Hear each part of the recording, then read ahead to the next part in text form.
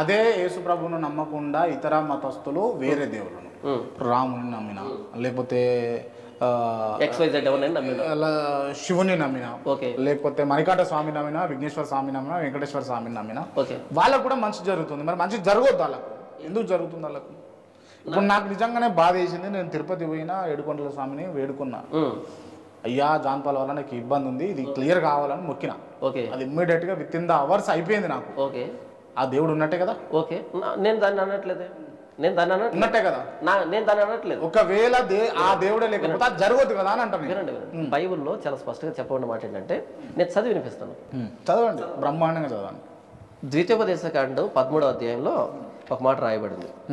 ద్వితీయోపదేశకాండం 13వ అధ్యాయం 1వ వచనం నుంచి, ప్రవక్తయే గాని కలలు కనువాడే గాని నీ మధ్యను లేచి నీ ఎదుట సూచక క్రియనైనను మహత్కార్యమునైనను చేసి నీవు ఎరుగని ఇతర దేవతలను అనుసరించి పూజింతము రమ్మని చెప్పిన ఎడల అతడు నీతో చెప్పిన సూచక్రియ గాని మహత్కార్యం గాని సంభవించినను ఆ ప్రవక్త మాటలను కలలు కనువాని మాటలను వినకూడదు.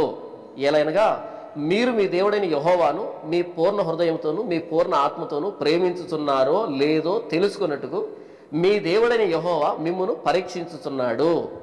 మీరు మీ దేవుడైన యెహోవాకు లోబడి ఆయనకే భయపడి ఆయన ఆజ్ఞలను అనుసరించి ఆయన మాట విని ఆయనను సేవించి ఆయనను హత్తుకొని ఉండవలెను.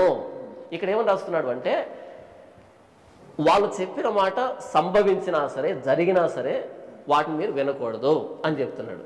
ఎందుకు అనంటే, బైబుల్ దేవుణ్ణి మాత్రమే పరిచయం చేయలే, అపవాది సాతాను అనేటువంటి దైవపు శక్తిని కూడా పరిచయం రాశారు. బైబిల్ ఎవరు రాశారు?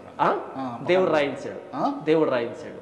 అట్లా ఎట్లా అన్నా, ఎంత అడ్వాన్స్డ్ ఇట్లాంటివి కూడా. మరి ఇంత అడ్వాన్స్ గా రాశాడంటే ఆయన దేవుడే కదా. మరి ఇంత అడ్వాన్స్ గా కొన్ని వేల సంవత్సరాల క్రితం రాశాడంటే ఆయన దేవుడే కదా. మరి మీరు వినగానే ఇంత పకడ్బందీ అన్నాడు అంటే, ఇంత చెక్ పడింది అంటే, మరి ఇన్ని వేల సంవత్సరాల క్రితం ఇంత భవిష్యత్తు ఊహించాడు, యుగాంతం వరకు. ఇంతకు నుంచి శ్రీకృష్ణుడు బోధించినటువంటి భగవద్గీతలు కూడా ఉంటాయి. అంటే ఇప్పుడున్నటువంటి పరిస్థితులకు అనుగుణంగా, లేకపోతే పోతులూరి వీరబ్రహ్మేంద్ర స్వామి చెప్పినటువంటి కాలజ్ఞానం అనుగుణంగా చూసుకో. ఒక ఉదాహరణ చెప్పండి, చాలా ఒక ఉదాహరణ చెప్పండి, ఒక ఉదాహరణ చెప్పండి. దేనికి సంబంధించి మీరు కోట్ చేసిన వాటిలో ఒక ఉదాహరణ. కోట్ చేసిన వాటిలో అంటే, ఈ ప్రస్తుత కాలంలో ఇటువంటి ఇప్పుడు తుఫాన్ వస్తుంది, తుఫాన్లు వస్తాయి అని చెప్పి చాలా సార్లు ఆయన చెప్పిండు కాలజ్ఞానంలో. తుఫాన్ వస్తుంది చెప్పడానికి నేను చెప్తాను, ఇప్పుడు మీకు ఆ పరిజ్ఞానం ఉంది కాబట్టి చెప్తారు మీరు. ఇప్పుడు మీరు పుట్టానని చెప్తారా? ఇప్పుడు నేను చెప్తాను, వచ్చే సంవత్సరం 2025లో భారతదేశంలో విపరీతమైన వరదలు వస్తాయి. మీరు జోష్యం చెప్పుడు కూడా స్టార్ట్ చేశారు. జోష్యం కాదు, ఇది జోష్యం అయితే మీరు చెప్పింది కూడా జోష్యమే, జోక్ అవుతుంది అది. ఆల్రెడీ అక్కడ గ్రంథాలలో మీరు పట్టుకున్న గ్రంథం ఏ విధంగా ఉందో ఆ కాలజ్ఞాన గ్రంథాలు కూడా ఉన్నాయి. ఎక్కడున్నాయి? మీరు చెప్పినటువంటి దానికి రెఫరెన్స్ ఏంటి చెప్పండి. మా పక్కనే బ్రహ్మంగారి మఠం, మా పక్కనే. పోయిరాలి ఎప్పుడు మీరు?